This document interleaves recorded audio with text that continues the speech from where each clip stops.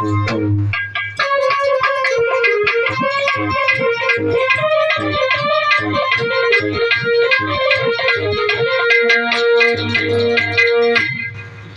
दिया तारा ने कि श्रीमन आप हमें बेच लीजिए और उस महात्मा के कर्ज को दे दीजिए।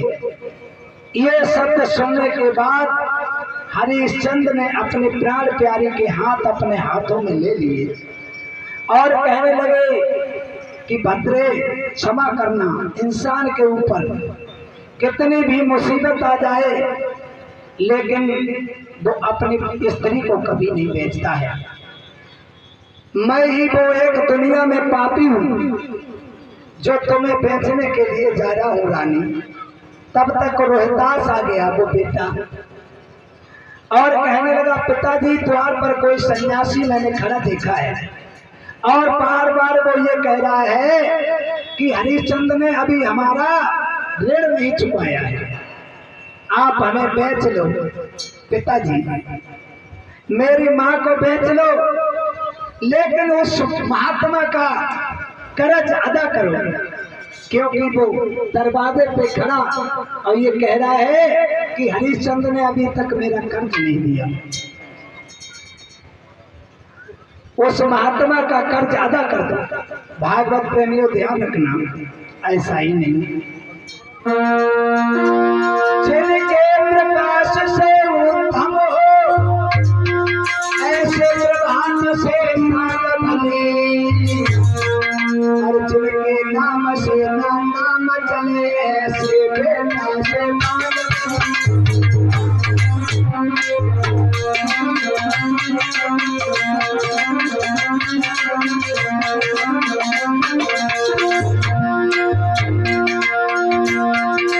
जिनके प्रकाश से उत्तम हो ऐसे प्रभात से जिनके नाम से नाम चले ऐसे बेटा से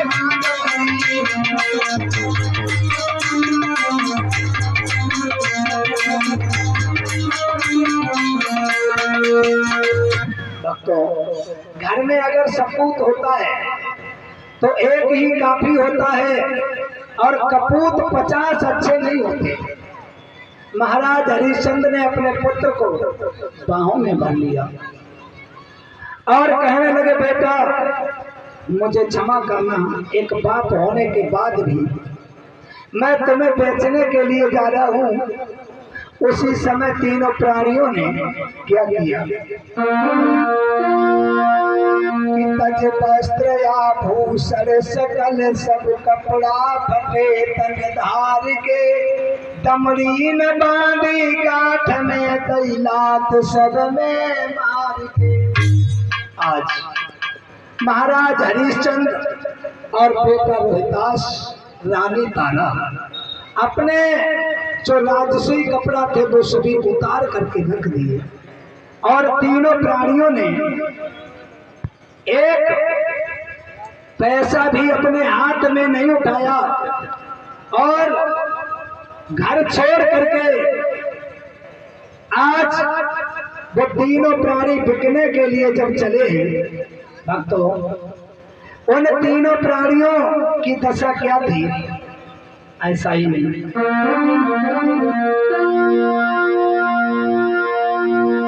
रानी को सब श्रृंगार छोड़ो केवल में सारी मोती है और राजा पर केवल धोती है बेटा फैसला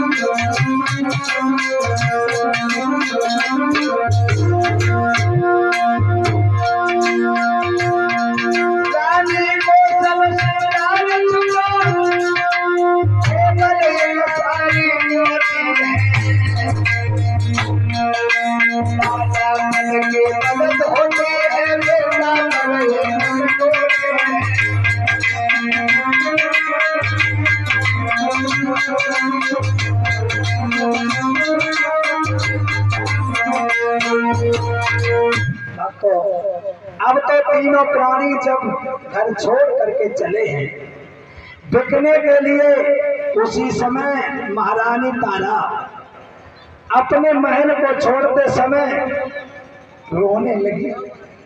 आंखों में आंसुओं की धारा बहने लगी, क्योंकि सारा राजपाट सब छिन गया। सोचने लगी हमारे सगे संबंधी प्रजा के लोग, पड़ोसी अर्थात जितने भी, वो सभी यहाँ रह जाएंगे। मैं बिक करके न जाने किसके घर जाऊंगी। ये रानी तारा सोच रही है सब लोग शायद मुझे जिंदगी में दोबारा देखने को नहीं मिल पाएंगे। मेरी प्रजा, मेरे सभी नर नारी, पता नहीं मैं बिकने के बाद किसके घर में जाऊंगी। और जब रोने लगी है वो तारा, तो महाराज हरिश्चंद्र समझाने लगे कि तारा पागल न बन, व्याकुल देखे नार धीर और धारा घूम गई वाणी, और मुमकिन को कर रही मोरा बनी जियायन।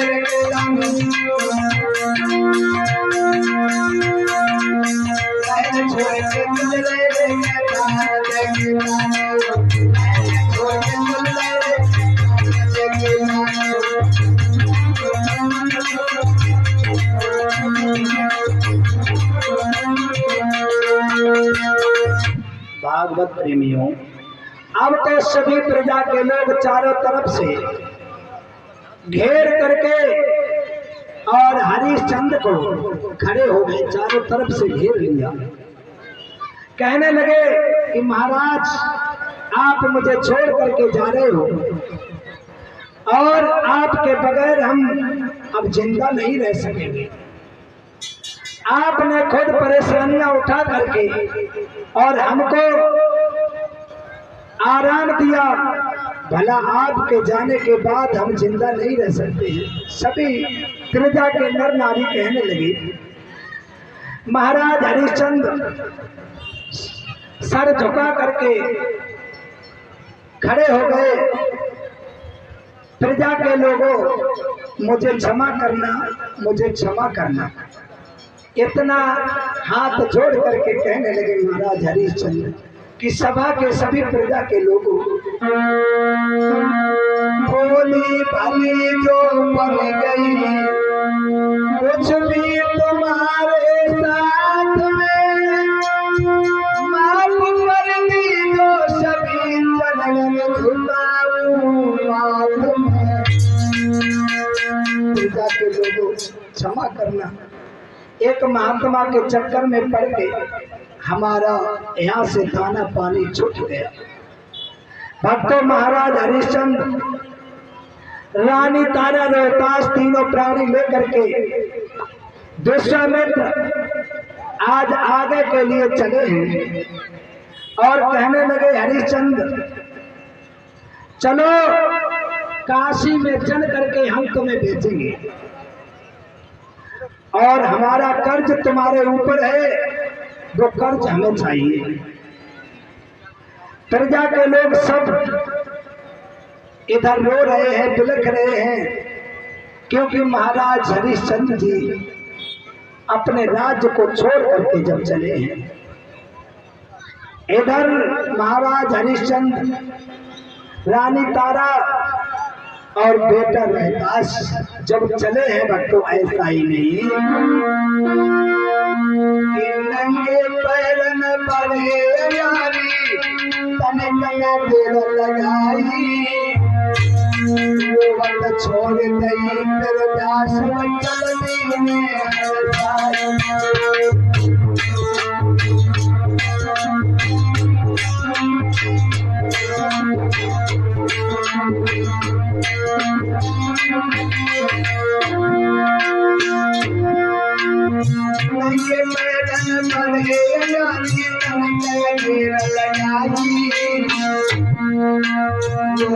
छोड़ गई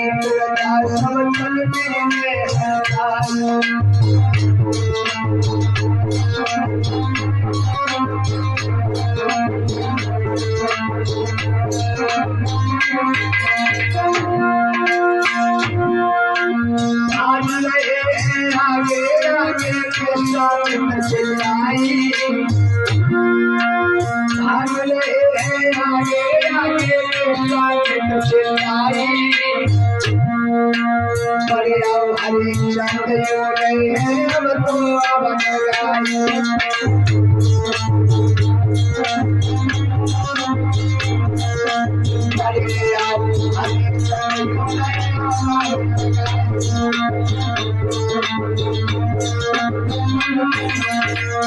अब तो